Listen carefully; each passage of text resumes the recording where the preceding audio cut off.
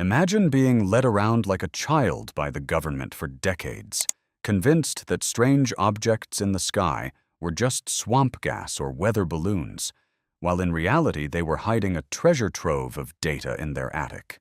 The era of silence has officially crashed against the brick wall, known as Tranche 01, a massive data dump of 162 PDF files and 24 previously unreleased videos, brought to light by an executive order that kicked open the door to secrecy.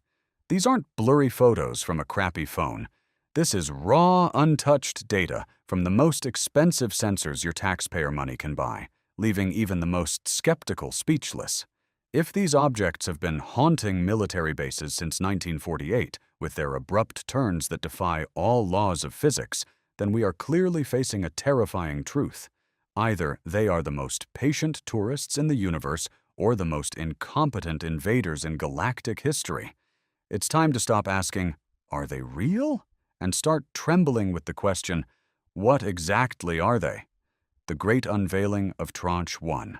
Have you ever had that nagging feeling that the government was treating you like a toddler, someone just too fragile to handle the messy truth about what's actually ziplining through our restricted airspace?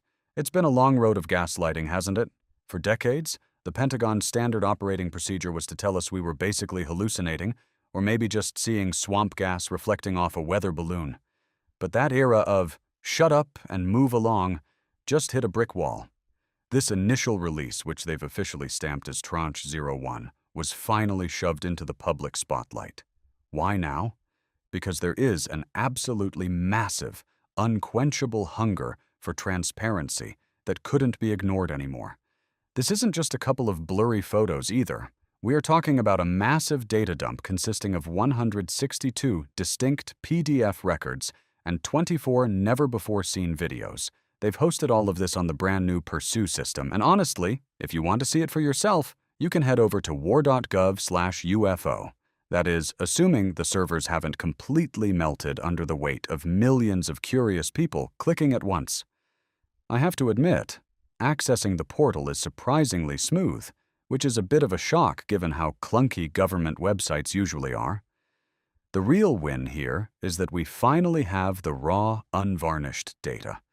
We aren't just getting some filtered, watered-down summary delivered by a guy in an expensive suit who's trained to say nothing with a lot of words. Of course, the downside is that you're going to spend your Friday night squinting at grainy thermal footage, desperately wondering if you're looking at a genuine alien craft or just a very fast-moving smudge on the camera lens. For years, independent researchers and UFO hobbyists had to fight tooth and nail, filing endless FOIA requests just to get a single page of redacted nonsense that looked like a crossword puzzle solved by a Sharpie. But now, the doors haven't just been opened, they've been kicked off the hinges by a single executive order. It feels like your parents finally admitted they had your favorite toy hidden in the attic for 20 years, and the only reason they're giving it back now is because they got caught red-handed with the key. From propellers to poltergeists. Does it strike anyone else as incredibly surreal to see military reports from 1948 sitting right next to sightings that happened just a few months ago? It's a jarring juxtaposition. These records were meticulously organized to provide what the government calls a definitive historical timeline. The goal here is pretty clear. They want to prove once and for all that these UAP encounters aren't just some secret high-tech drone project from a foreign adversary like Russia or China. I mean, think about it. If these things were buzzing our bases in 1948, it's not exactly new tech. The archive pulls in data from legacy programs that sound like something out of a Cold War spy novel, things like Project Blue Book, and blends them with more modern, sophisticated efforts like AATIP. We are looking at nearly 80 years of documented military confusion and atmospheric anomalies that defy explanation. To me, the performance of these objects back in the late 1940s is the absolute kicker. They were pulling maneuvers and reaching speeds that outclassed our best propeller-driven planes long before we even had a functional jet engine in the air. Reading the older files can be a bit of a headache, honestly. Many of them are just scans of yellowed, coffee-stained paper from a filing cabinet that probably hasn't been opened since the Truman administration. But despite the poor image quality, they provide a level of historical consistency that makes it really hard for the skeptics to keep rolling their eyes. This didn't happen by accident either. Pressure from a bipartisan group in Congress finally reached a screaming boiling point in 2025. That political heat is the only reason the Department of War decided to finally unlock these dusty cabinets. If these things have been haunting our military installations since the end of World War II, they're either the most patient tourists in the universe or quite possibly the most incompetent invaders in the history of the galaxy. The 35-minute reality check. If you've ever wanted to feel completely insignificant and small in the grand scheme of the universe, I highly recommend watching 35 minutes of military-grade footage featuring objects that technically shouldn't exist. It's quite a way to spend an afternoon. These videos were specifically compiled and released to show the American public exactly what our Navy and Air Force pilots are running into when they're out on routine training missions. We aren't just talking about dots in the distance. The footage covers the whole greatest hits of the UAP world, from those smooth, white Tic Tac shapes to the rotating gimbal objects that seem to defy every rule in the pilot's handbook. What's most haunting is that these things show absolutely no visible means of propulsion. There are no wings, no rotors, no roaring engines, and definitely no exhaust trails. They just move. But the real significance of these videos isn't just the visuals, it's the fact that they come with corroborated radar data. This means we aren't just looking at some weird optical illusion or a trick of the light. These are physical, solid objects being tracked by multiple high-end sensors simultaneously. Many of these clips have been whispered about as rumors for years in the UFO community, like urban legends passed around on message boards. But seeing the high-resolution versions, hosted directly on the official war.gov portal, changes the entire vibe of the conversation. It makes it a lot harder for the "it's just a weather balloon" or "it's a flock of birds" crowd to keep a straight face. I mean, how do you explain an object dropping 80,000 feet in less than a second? I've seen better camera work and more convincing evidence in these classified videos than I've ever seen in those shaky, out-of-focus Bigfoot sightings that people seem to obsess over. This is the real deal, captured by the most expensive sensors taxpayers can buy. Breaking the laws of nature. Let's talk physics for a second, or at least the complete lack thereof. Is it even biologically possible for something to hit Mach 5 and then just stop on a dime? If a human pilot tried that, they wouldn't just pass out. They'd be turned into a very expensive and very messy blueberry smoothie against the cockpit glass. These technical reports were specifically created to analyze flight characteristics that treat the known laws of physics like they're just polite suggestions rather than actual unbreakable rules of reality. The specifications listed in these documents are nothing short of mind-bending. They describe crafts with no wings and no traditional engines that can operate in the air and then dive underwater with the exact same ease. We call that transmedium travel, and quite frankly, we have nothing that comes close to it. The practical performance of these objects is light years ahead of our most advanced sixth-generation fighters. According to the radar logs, these things can accelerate at rates that would snap a human spine like a dry twig in an instant. Engineers over at the Department of Defense have reportedly been scratching their heads over these logs for years, probably losing sleep over the fact that they can't replicate the propulsion systems or the way these things move through different environments. This isn't just some guy with a telescope making a claim. This data came from the EO/IR sensors on F-18 Super Hornets. Those are some of the most sophisticated and reliable tracking systems on the entire planet. So, we can pretty much rule out a software glitch. Honestly, if I could get my old lawnmower to start with even half the reliability and precision of these gravity-defying orbs, I'd be the happiest person on my block. Ink blots and pilot panics. Now, would you rather spend your entire weekend diving into 162 dry technical PDF files, or would you prefer to just sit and watch paint dry? I'll be honest, for a split second I actually had to weigh those options. But once you start digging into these reports, which were put together by the Office of the Director of National Intelligence, it gets fascinating in a very dark way. They've classified every single encounter into threat levels, ranging from Class 1 to Class 5. based on just how much they annoyed or threatened our military assets. These files are packed with hundreds of witness statements from seasoned pilots and radar operators. These aren't people prone to exaggeration. These are professionals who sound genuinely rattled or completely baffled by what they encountered during their shifts. It's one thing to hear a conspiracy theorist talk about UFOs, but it's another thing entirely to read a transcript of a Navy pilot sounding like he's just seen a ghost. Even though about 80% of these cases are officially listed as unresolved, the files are still frustratingly redacted in some places. You'll be reading a gripping account, and then, boom! Huge blocks of black ink covering up the specific locations and the names of the units involved. It's clear that even with this massive push for disclosure, the government is still being incredibly protective of its operational secrets. They want to tell us what they saw, but they're terrified of telling us exactly where they saw it. It's a bit like your parents finally sitting you down to tell you that you're adopted, but then absolutely refusing to tell you which country you came from or who your biological father actually is. Most of these reports end with a very bureaucratic recommendation for more study, which is really just the government's way of admitting they are still completely lost and probably need a much bigger budget to figure it out. The political earthquake at the Pentagon. Have you ever seen a political duo move with more speed to dismantle a decades-old bureaucracy than when Donald Trump and Pete Hegseth decided that the Pentagon's secrets didn't belong in a basement, but to the people? This massive transparency directive wasn't just a random move. It was a core pillar of the administration's broader policy to drain the swamp of those unelected officials who have been hoarding this information like dragons guarding a pile of gold. Trump has been all over social media lately, basically telling everyone to go to the website and look at the evidence for themselves. He's effectively bypassing the traditional news outlets that usually act as the gatekeepers of information, and it's driving the old guard crazy.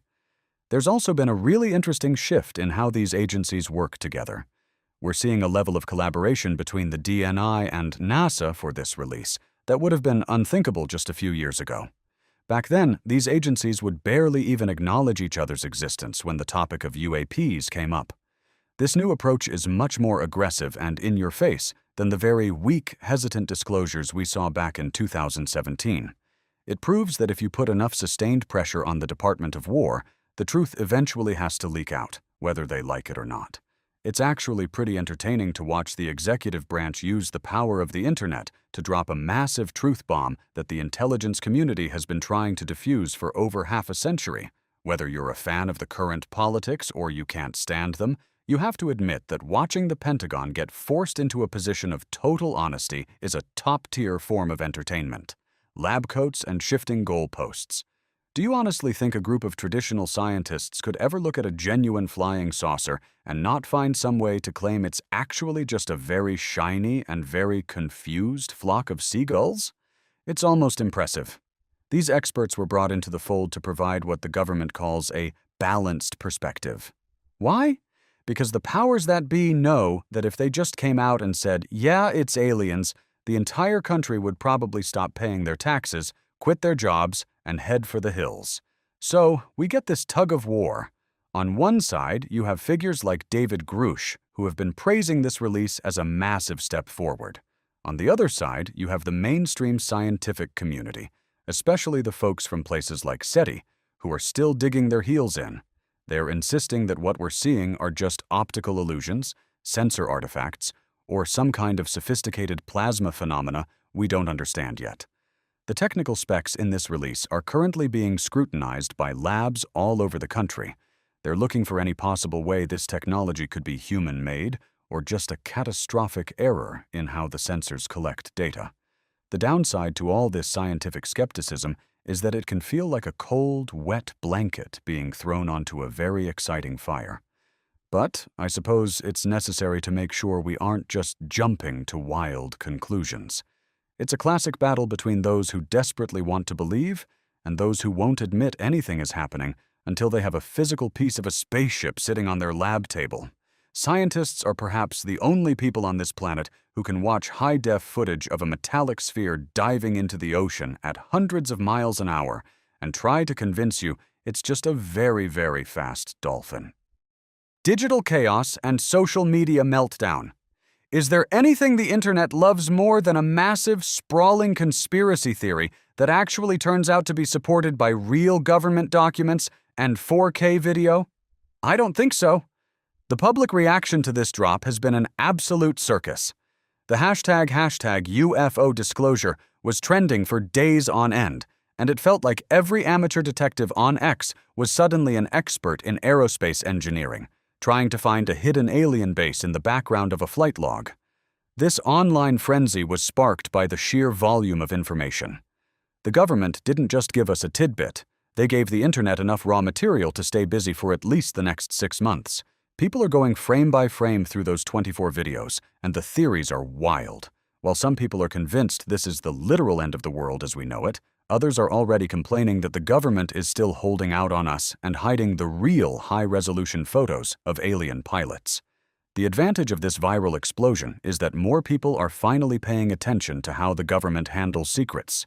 But the disadvantage is the staggering amount of misinformation being spread by people who wouldn't know a radar glitch from a real craft if it landed on their car.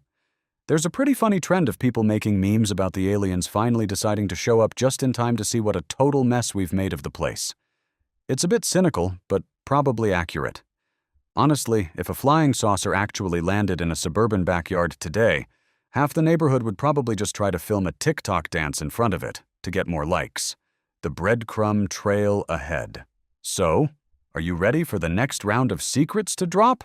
Or do you need a few weeks to just recover from the absolute mountain of data we just got hit with? I know I'm still processing those first 162 files. This rolling release schedule was a very intentional choice. It was established to make sure the public stays engaged and to prevent the government from just dumping everything once and then retreating back into the shadows. The promise from the administration is that every 2 to 4 weeks, a brand new tranche of documents will be uploaded to the Pursu portal until the entire archive is finally empty. It's actually a brilliant strategic move. It keeps the pressure on the agencies that are still dragging their feet, especially when it comes to the rumors of recovered materials and crashed craft. The real story here is about momentum. They want to prevent a single, massive leak from being buried by the next day's news cycle. By doing it this way, the conversation about UAPs stays front and center on the national stage.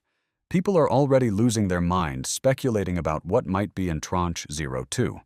The rumors are that it will contain the legendary crash retrieval files, which have been the holy grail for the UFO community for decades. If the government actually keeps this up and follows through on their promise, we might end up in a situation where we know more about our mysterious neighbors in the galaxy than we do about what's actually inside a standard grocery store hot dog. It's a strange time to be alive, but you can't say it's boring. Closing thoughts on a brave new world. It has been an absolutely wild ride digging through these initial files. Even though we haven't exactly seen a signed peace treaty with a galactic federation just yet, the level of transparency we are witnessing right now is genuinely historic. We've moved past the "is it real" phase and straight into the "what on earth is it" phase. This first batch of data is a massive, undeniable win for anyone who believes that the truth shouldn't be locked away in some windowless basement just because it makes a few bureaucrats feel uncomfortable or challenged. It's about the public's right to know what's happening in their own skies. I'm really curious to hear what you think about all of this. Once you've had a chance to look at some of those 162 files, jump into the comments and let me know. Do you think this is the real deal? The beginning of a new era for humanity? Or is it just another elaborate, high-tech distraction cooked up by the Department of War to keep us looking at the sky while something else happens on the ground? If you found this breakdown of the first tranche useful and want to stay in the loop as the next releases drop, make sure you stick around. This is only the beginning of what looks to be a very long and very strange unfolding of the truth.